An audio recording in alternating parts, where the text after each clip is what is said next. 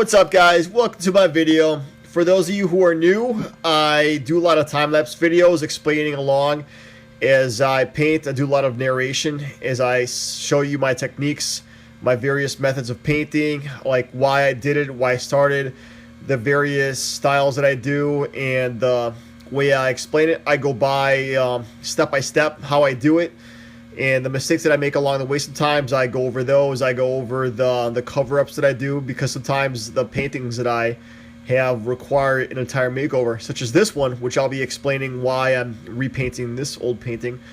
But anyways, let's get started. So this is an old painting that I'm painting over. It's called Japanese Twilight. I've actually repainted it 3 times already up to this point, and now I'm doing it for the 4th time. Hopefully it'll be better than the previous times, but every single time that I do a remake, I always find a new technique or a few new methods of painting that I think are better than the previous ways I've done it.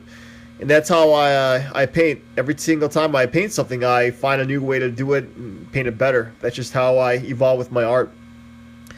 So I don't want to leave a good idea behind, because I think the concept behind this one, I liked it. It's a Japanese pagoda up in the top left, and I just like the way that it was settled in the forest. That was my idea. I used a stock photo of a Japanese pagoda, and I just placed it up there, and I used another stock photo for reference material for that stairway.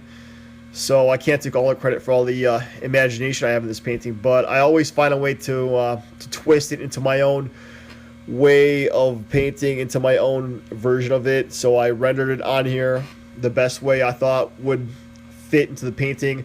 And of course, I didn't want to neglect the compositional elements too. I made sure that I had all the right elements behind it, the right use of thirds, the right use of perspective, and making sure the perspective is proper, the coloring, the way of using gradients on here. I use a lot of gradients in my paintings, and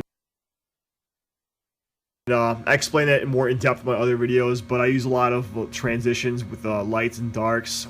And the way I do landscapes, I make it into a style that's somewhat realistic, but also somewhat having a fantasy type of atmosphere. And I like to rely heavily on that, because I like to have that type of larger-than-life atmosphere in my paintings. I don't want to just make it look realistic. I just think it's too easy. And I mean, that's what photography is for. But that's just my style, though. I like to create something, to create a world that people like to get lost in, to look at for a while, to just gaze at pretty much. And that's why I love doing it, because I think also partly was because I was inspired a lot by video games. I play a lot of games with really cool looking environments, and I guess I wanted to emulate that on a canvas. I want to create something out of nothing, and that's just my fascination with painting. And so with this painting, I wanted to go over a lot of the mistakes. And so as you saw in the early part of this video, the old painting, it had a lot of flatness to it. If I could explain it better, I would, but a lot of the parts had a lot of flatness and lack of color, lack of depth and intensity. And the funny thing is, I actually tried to make it more vivid, more contrasted, just try to make it pop out more, but I failed at that, I think. But I mean, I've had some good reviews on it. People liked it, but it's just so hard to find a good review on a painting. It's hard to find a good critic on your art that actually gives you the honest feedback. So anytime somebody gives me honest feedback on my artwork, I always appreciate that. No matter how bad or how critical it is, I take it with a grain of salt, and I go back and retrace my steps and go make it better. And so with this one, I definitely added more highlights to it. As you can see, I made a lot of things brighter on there. I added more sunlight reflecting off the vegetation, made more shadows come out, especially in the background, especially by the focal point, by the pagoda, by the staircase. I made sure that there's a lot of contrast.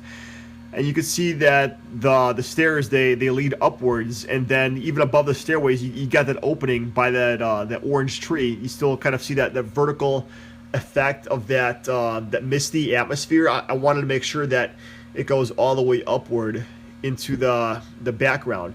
So that way it kind of inadvertently points towards the pagoda, leading towards that subject, because I believe that a good composition for a landscape, it has that type of element to it where a lot of the elements, they point towards that subject matter.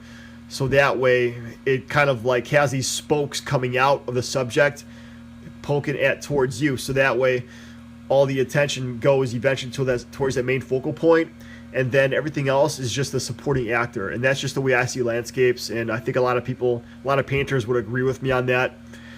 But anyways, with this painting, I did a lot of meticulous do-overs, a lot of meticulous painting with the grass, the foliage, flowers, vegetation, and a lot of layering too, which I'll show you at the end of the video, which I showcase the close-ups of the painting, and I'll do the side-by-side with the old painting and this newer painting too. So I'll make sure to explain the differences on there. But I'm also redoing the trees in the background.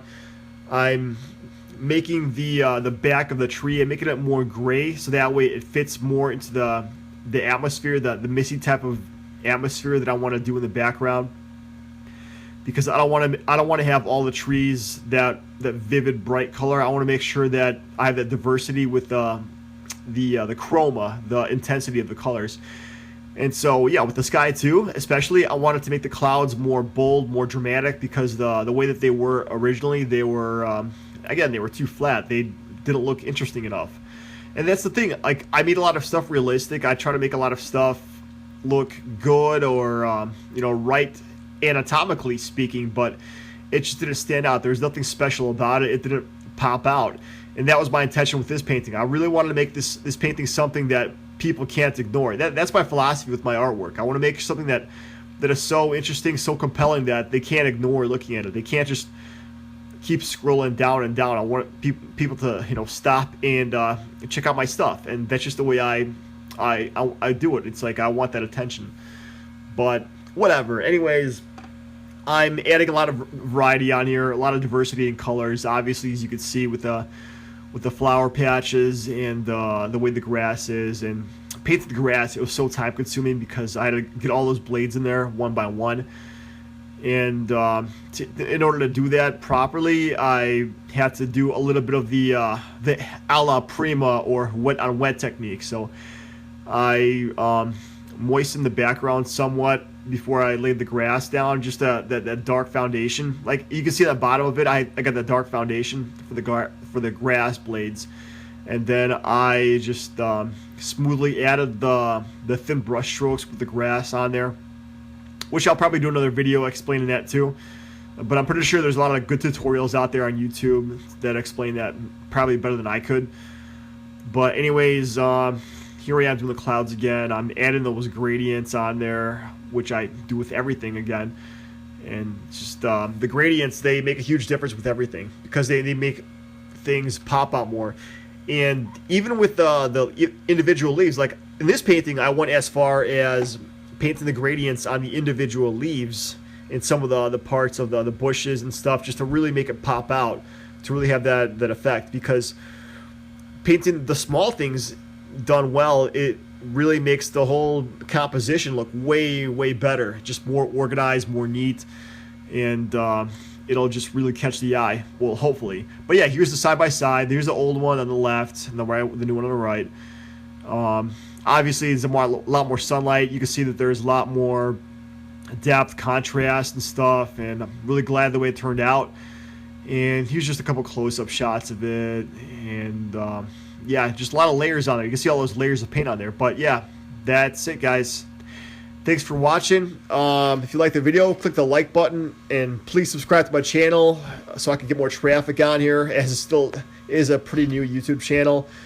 Leave a comment below. Let me know what you think. I could use some feedback, both good, bad, and just any kind of criticism is great, because I could always learn some new things, as I'm always striving to improve my paintings.